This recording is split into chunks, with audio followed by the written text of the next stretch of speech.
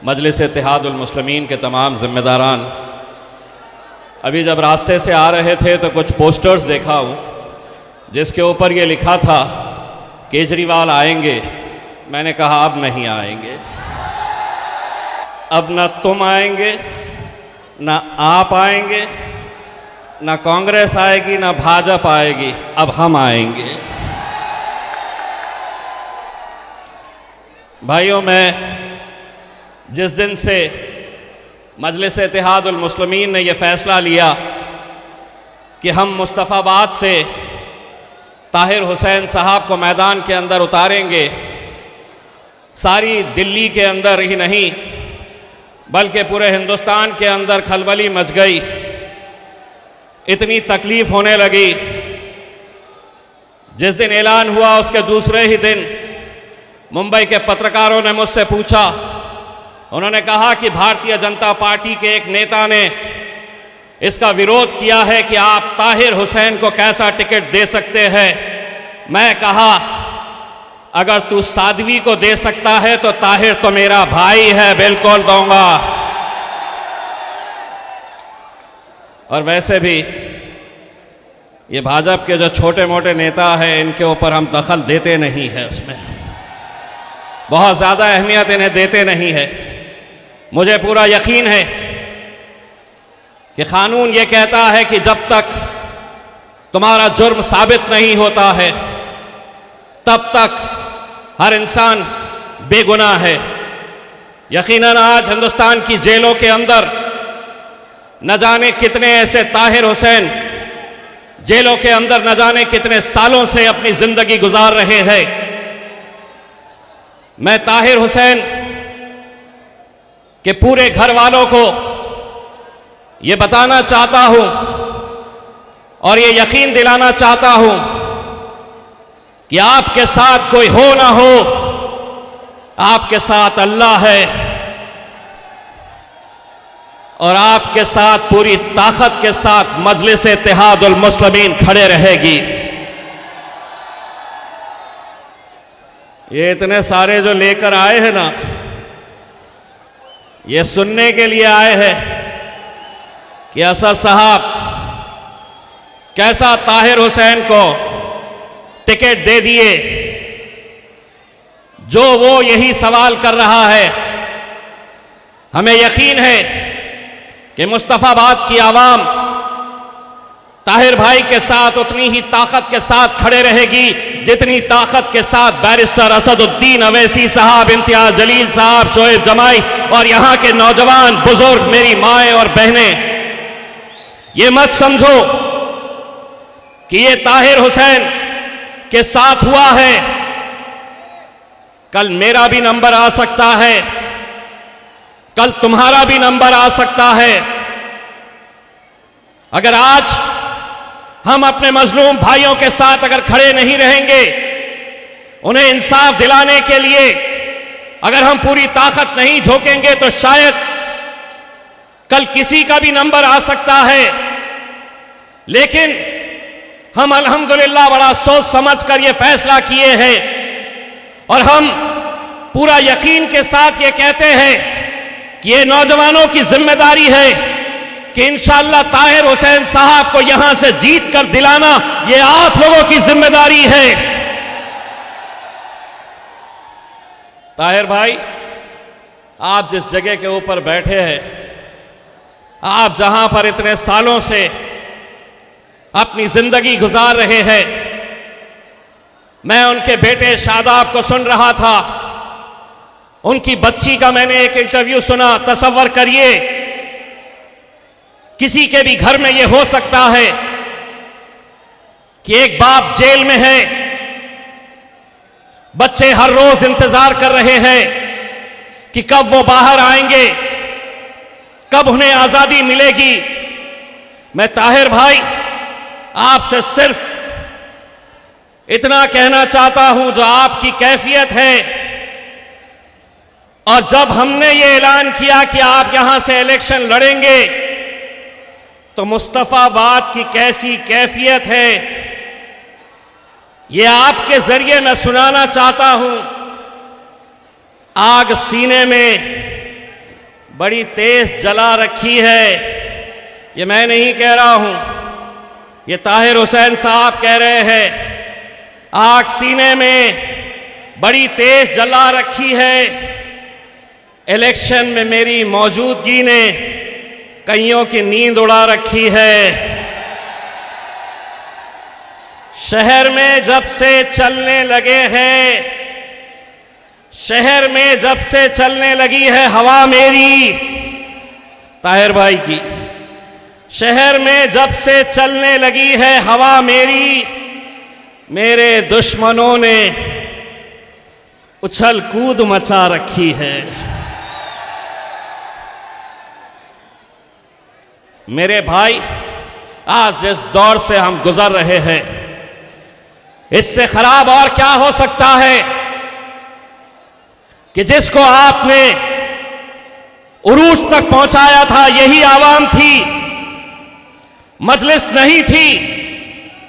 उस वक्त जब आपने केजरीवाल को, आम आदमी पार्टी को हुकूमत दिलाई, और आज वही कुरान मजीद की बेहुरमती करने वाला, कुरान मजीद इस्लाम के खिलाफ बोलने वाला, उस शख्स को आप टिकट देते हैं तो केजरीवाल कान खोल के सुन ले। अगर ये आवाम तुझे उरूज तक पहुंचा सकती है तो यही आवाम इंशाअल्लाह तुझे जवाल भी दिखाएगी, तुझे नीचे जमीन पर भी लेकर आएगी। हम सब कुछ बर्दाश्त कर सकते हैं, गाली देनी है, मुखालिफत करनी है, इम्तियाज जलील की करो, लेकिन कुरान मजीद, इस्लाम, और अब तो हम एक ऐसे दौर से गुजर रहे हैं जहां पर हमारे नबी करीम सल्लल्लाहु अलैहि वसल्लम के खिलाफ भी गुस्ताखी हो रही है। गुस्ताखी करने वाले अकेले वो नहीं है। एक बात समझ लो, मुस्तफाबाद के नौजवानों, बुजुर्गों, मेरी माँ और बहनों, अगर किसी ने कुरान मजीद की बेहुरमती की है, इस्लाम के खिलाफ अनाप शनाप बोला है, और अगर तुम उसकी पार्टी की तायीद कर रहे हैं तो एक तरीके से कुरान मजीद की बेहुरमती अकेला उसने नहीं किया है जिसे टिकट दिया गया है, तुम भी उसमें शामिल रहेंगे। यकीनन आज हमें हमारा पैगाम देना है, एक ताकत बनकर खड़े रहना है। जलसे सजेंगे, आप आएंगे सुनने के लिए, लेकिन यकीन मानिए, वो दिन तसव्वुर करिए कि जिस पार्टी ने ताहिर हुसैन को जिस तरीके से निकालकर बाहर अपनी पार्टी से फेंका है, इंशाअल्लाह वो दिन भी आएगा कि सीना चौड़ा करके ताहिर हुसैन दिल्ली की विधानसभा के अंदर जाएगा और उनके बीच जाकर बैठेगा जिन्होंने उसे जेल तक पहुंचाने का काम किया है। मेरे भाई, मजलिस इत्तेहादुल मुस्लिमीन क्यों लड़ रहे इलेक्शन, क्यों आए हैं? शादाब से पूछो कि जिस दिन हमने ताहिर भाई का कैंडिडेट डिक्लेयर किया, वो हमारी पार्टी के अंदर शमूलियत हासिल किए। कितने आम आदमी पार्टी के नेताओं ने इन्हें फोन किया, रुकाने की कोशिश की। अगर तुम बुरे वक्त में इनका साथ देते तो शायद ये हमारे साथ नहीं आते, लेकिन तुमने इन्हें अकेला छोड़ा, तन्हा छोड़ा, इनका साथ नहीं दिया, इनका दामन नहीं पकड़ा। इसीलिए आज हमने कहा कि तुम्हारे साथ कोई हो ना हो, हम तुम्हारे लिए खड़े रहेंगे। यकीन मानिए, दिल्ली के अंदर कितनी सीटें कौन लड़ने वाला है हमें नहीं पता है, कौन कहां से लड़ने वाला है, लेकिन सबसे ज्यादा अगर चर्चा होगी मेरे भाई पूरे हिंदुस्तान के अंदर तो मुस्तफाबाद की ये सीट की चर्चा होगी। और जश्न सिर्फ मुस्तफाबाद नहीं मनाएगा, हिंदुस्तान के अंदर हर वो मजलूम जिसे लगता है कि हमारा कोई नहीं है, अरे जिसका कोई नहीं उसका खुदा होता है मेरे भाई। मुझे फख्र है मेरे कायद बैरिस्टर असदुद्दीन अवैसी साहब के ऊपर, जब ये बात हमारे दिल्ली के सदर शोएब जमाई साहब ने मुझसे कही कि हम ताहिर हुसैन साहब के परिवार वालों के साथ, उनके फैमिली के साथ हम बातचीत कर रहे हैं, क्या हम उन्हें टिकट दे सकते हैं, उन्हें इलेक्शन लड़ा सकते हैं।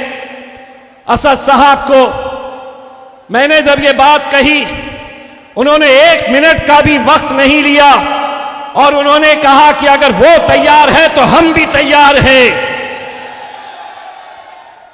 अब ये तैयार है, हम भी तैयार है, आप तैयार है या नहीं है? आपको तैयार रहना पड़ेगा मेरे भाई। इस दौर के अंदर, ये दौर खामोशी का दौर नहीं है, ये दौर जुल्म ज्यादती सहने वाला नहीं है।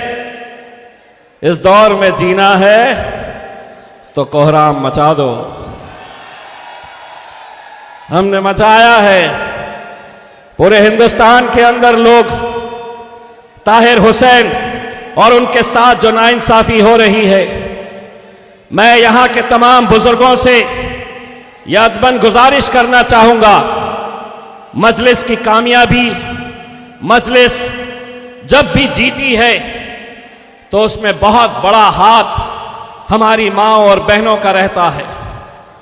हमारी माएँ और बहनें इस इलाके की, उनसे मैं ये हाथ जोड़कर अपील कर रहा हूं। मैं ताहिर हुसैन से मिला नहीं हूं, कभी मेरी मुलाकात नहीं हुई है, लेकिन मेरा ताहिर हुसैन के साथ एक रिश्ता है मेरे भाई। और ये वही रिश्ता है जिस रिश्ते के लिए इम्तियाज जलील ने औरंगाबाद से लेकर मुंबई तक सड़क को जाम कर दिया था। और वो रिश्ता क्या है? तेरा मेरा रिश्ता क्या? ला इलाहा इल्लल्लाह। अरे तेरा मेरा रिश्ता क्या? ला इलाहा इल्लल्लाह। वही रिश्ता मेरा और ताहिर का है, वही रिश्ता असदुद्दीन अवैसी साहब का और ताहिर भाई का है, वही रिश्ता हमारा शादाब के साथ है। मैं शादाब को यह कहना चाहूंगा कि शादाब अल्लाह रास्ते बनाता है। हमारी कोई हैसियत नहीं, हमारी कोई ताकत नहीं है। इंशाअल्लाह वो दिन भी आप देखेंगे कि अगर अल्लाह ने चाहा तो कैसे रास्ते बनते हैं।